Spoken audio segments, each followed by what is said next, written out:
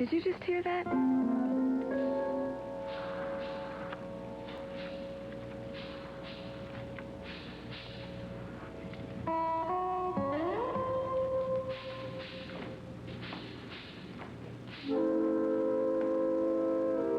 Well, anyway, thanks for calling, and I would like to have lunch with you tomorrow, and then you can tell me some more about Draper. So we'll talk then, okay? I'll see you. Bye-bye.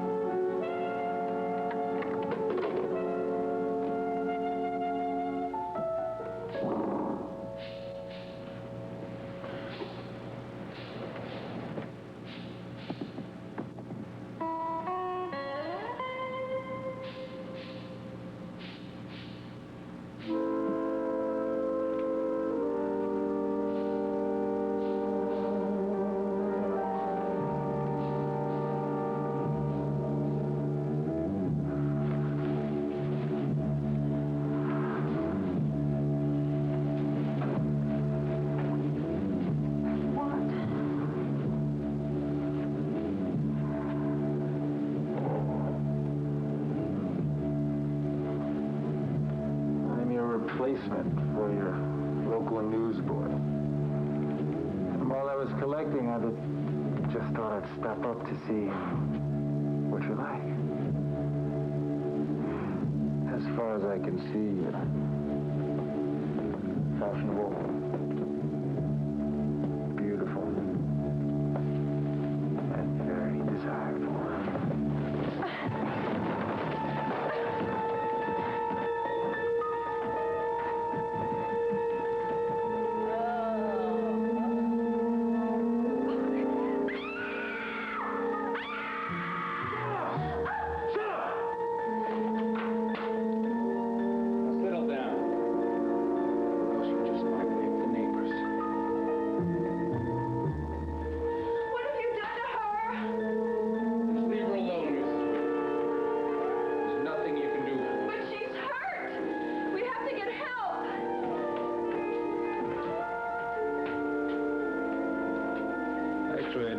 She was alive.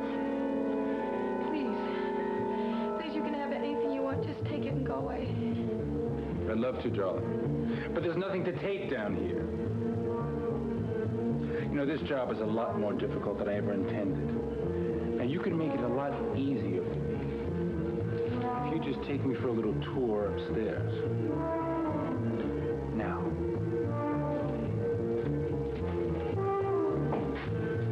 First place you can take me is your bedroom. We'll see what we've got to take there.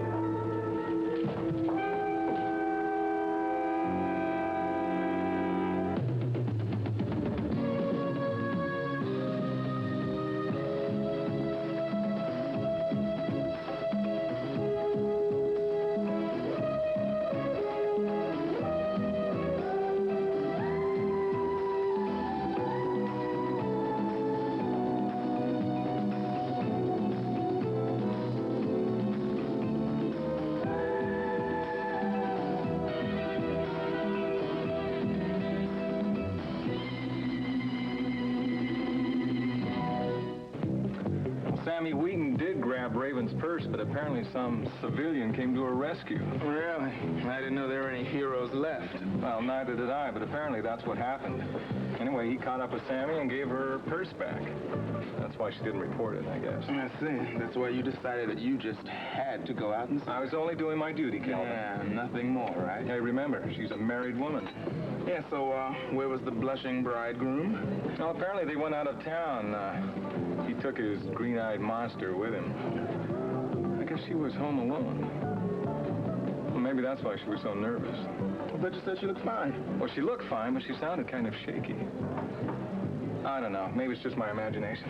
Or maybe you're just looking for some excuse to go back out there? No way. I need some sleep. I've been on duty for 16 hours. In fact, I'm going to leave you with my check. Figures. Try to stay out of trouble, okay? Yeah. We'll see. Ciao. Hello, counselor. Detective Tyler. Oh, if you're looking for Detective Stoner, he's right there. I really wasn't looking for anyone, but now that you pointed him out to me.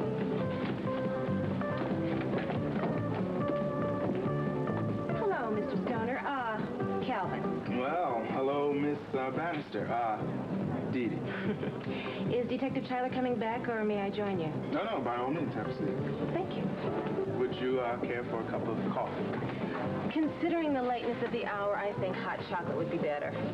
Oh, well, me, I've got to stay awake. I'm on duty. Elise? Yes, Calvin? Would you get some hot cocoa for the lady here? Anything else? No, thank you, that's all. You bet. So, how are you doing? How's the arm? I notice you're not wearing your sling anymore. Well, actually, it's healing quite nicely. Good, my client will be glad to hear that. Oh, well, I'm glad to be able to make your client happy. The next time you visit the penitentiary, you give him my best regards. Tell me, how's your wife doing? Cliff tells me she's on tour or something? Yeah, she's got a singing engagement in San Francisco. Oh, geez, a shame she couldn't get something in Monticello. I'd really like to hear her sing sometime. Uh-huh. Oh, and, gee, I guess you wish you were singing in Monticello, too. You must miss her terribly. Okay, counselor, okay. I give up. What's all the small talk about? Gee, I just thought we were making pleasant conversation over coffee and, the hot chocolate. Miss Bannister, do I have to remind you that we have never had a pleasant conversation? And suddenly you waltz in here and start chatting away like we're the best of old friends. Well, maybe we should be. I mean, we don't have to be on opposite sides, do we? The police and the legal profession do have a common interest. I don't see why we have to be adversaries. You made us adversaries the day you walked into my office with that first client of yours, whatever his name was. Oh, by the way, did I tell you about how well he's doing? No, about that the wonderful won't be new job? necessary. Just tell me who the new client is. I beg your pardon? Well, that is what all this is about, right? I mean, you're going to defend some new punk, and I bet I'm the one who pinched him. Well, as a matter of fact, yes. I should have known. His name is... That's okay. Let me tell you. He's the guy who shot the liquor store proprietor. Am I right? Yes, he did shoot the proprietor, but it was accidental as a result of a struggle for the gun. Oh, Miss Bannister, come on. Save it for the jury. I was there, remember? Don't talk to me about accidental shooting.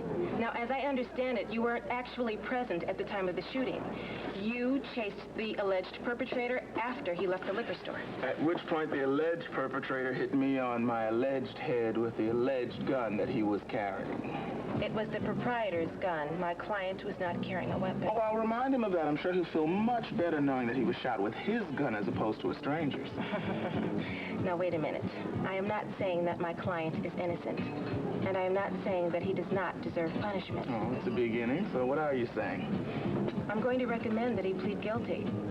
This is his second offense, but the first was as a juvenile, so I'm simply going to ask for the mercy of the court. Okay, so what do you need from me? Nothing. And that's not why I was being nice to you, if that's what you think. Well, the thought had crossed my mind. Of course you will have to give testimony. And the way you tell your story might have an effect on the court's decision for clemency. Miss Bannister, what could that mean? I mean, how can I tell my story except straight out? You know good and well that there are many different ways of giving testimony. For example, you don't have to make it sound like it's the crime of the century, now do you? I see. So you just want me to sort of soften it a little, especially when I get to the part about being hit on the head? No, I just want you to show a little compassion. I'm sure under that tough exterior, you can be a very compassionate man. You know, I think I will have something else after all. Blueberry pie. Care to join me? It's my treat. And as it turned out, I didn't even get a chance to work on the scripts. Poor Geraldine was seated behind her desk, drowning in a sea of budget figures, so I offered to help out a little bit. Do you know I'm very fast with a calculator? You are? Good. And I'm sure that Geraldine appreciated the help. She certainly did. Oh, I'm glad that you took Valerie home because she seemed a little disturbed with all the talk about her father tonight. Yeah, there's even more talk this evening, wasn't there? Did you see that piece on the news? Yes, I did, and so did she. You talked to her since then? Yeah. Did you and she talk any further about Mike's idea, you know, those numbers in your father's letter? Yeah, we did just a little bit. And we certainly agreed that there is some significance to those numbers. And why not a Swiss bank account? After all, Switzerland's where her father founded that clinic. Yeah, it does seem plausible. You know, I had an idea tonight when I was working on those budget figures. What was that? Well, if there is a number to count, it might be very difficult to trace from this country, but how about Draper Scott and that investigating team of his? That's a good idea. That's an excellent idea. I mean, they're trying to find out everything they can about Dr. Bryce, and they certainly should have this information. And they should be able to trace any numbered bank account by just making a couple of phone calls to the right people. Right. And who knows? I mean, if there's enough money in that account, Valerie might turn out to be a very wealthy young lady. Yeah. How about that? And she'll have all the guys in Monticello hanging around her.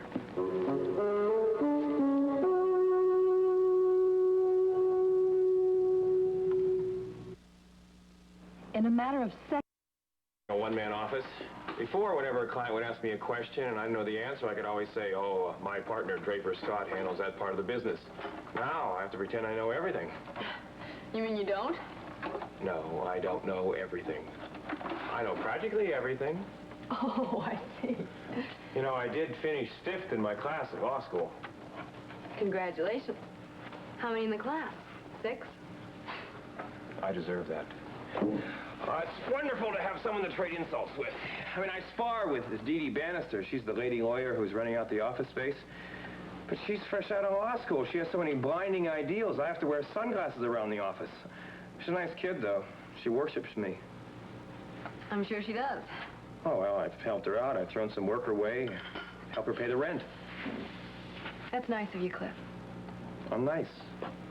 All this stuff doesn't bore you? No, of course not.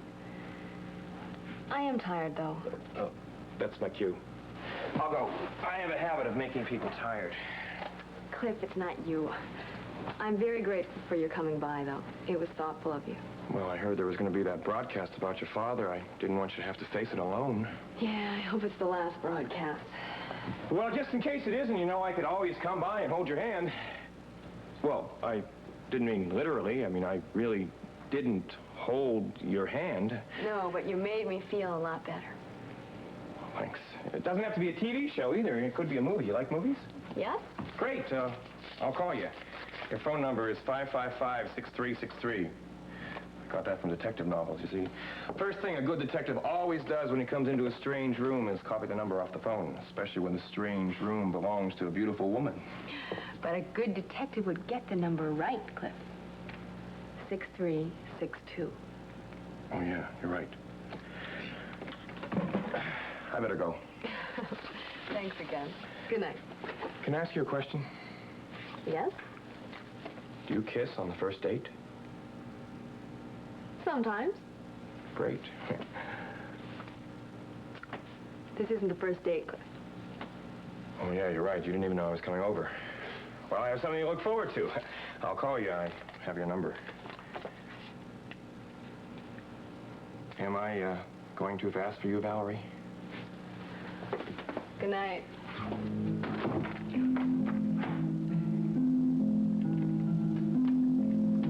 I going too fast for you, Valerie? What's the matter? Am I going too fast for you, Valerie? Mr. Whitney, I think you're unsafe at any speed.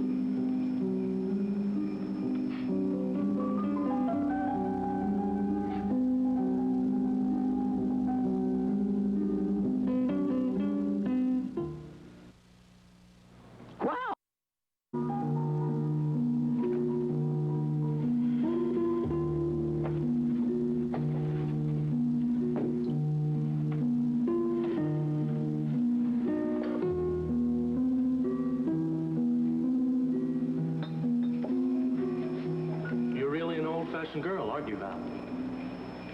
That depends on your definition of old-fashioned. If it means a girl who doesn't throw herself in a man's arms 15 minutes after they meet, well... Sometimes 15 minutes is enough to make that kind of a decision. In my case, 30 seconds did it. Should I be flattered or insulted? Well, that depends on your definition of me. I think I could probably sum you up in about 2 words. The first would be spoiled, and the second would be rotten. Now you sound like my Aunt Geraldine. So you do have a family? Oh, yes. Auntie Geraldine. You know, I haven't seen the old Valkyrie in about 10 years.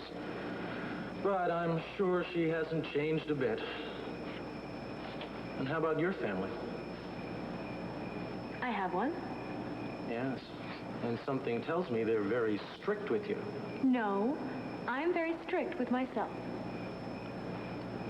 You know, my friend Jeff Brown told me something of your father. How in the world does Jeff Brown know anything about my father? Why, your father is a famous man in this part of the world, Val. Come on, don't you realize that? He's a well-known surgeon. Yes, but he's not any kind of a surgeon, is he? Dr. Bryson's a plastic surgeon. So? Well, that clinic he has in Lucerne, it has quite a reputation. In fact, Jeff tells me that it's the kind of place one goes to when one's got plenty of money and plenty of trouble. I don't think I know what you're talking about. Not only is your father reputed to be a fine surgeon, he seems to be very, let's say, discreet. Never asks questions. Meaning what, exactly? I'm sure you know what I mean, Precious. A man with a skill like your father's, able to change people's faces, he might be able to perform some very valuable services to certain types. Criminal types. Is that what you're implying? Well, that's a question of definition. I mean, why not political types? People who feel threatened with assassination? Look, I'm sure his clientele is quite varied. Well, that's what Jeff says. Meaning my father is a criminal, performing illegal operations on criminal types and the like? Darling, I didn't say it. Jeff said it. Oh, well, will you give Jeff something for me, please?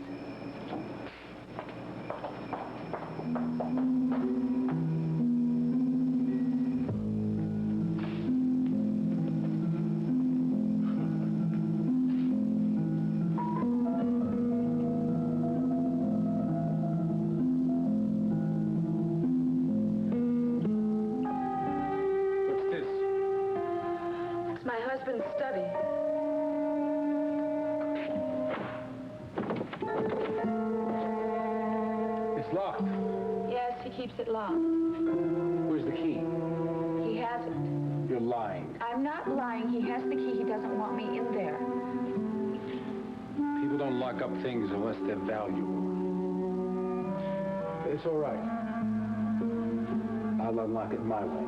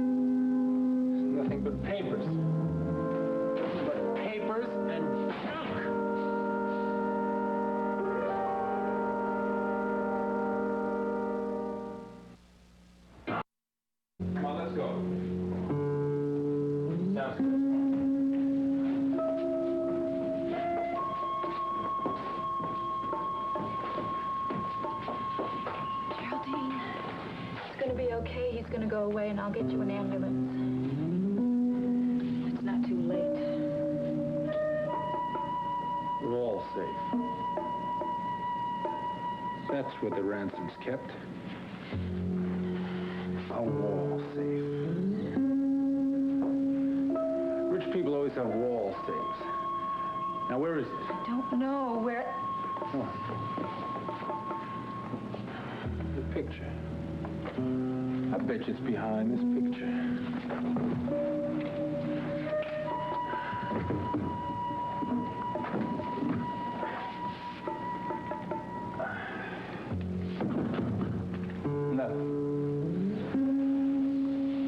Nothing at all. You were right, Mrs. Whitney. You were telling me the truth. I guess there's nothing more to this job but the dessert. I promise. This won't hurt a bit.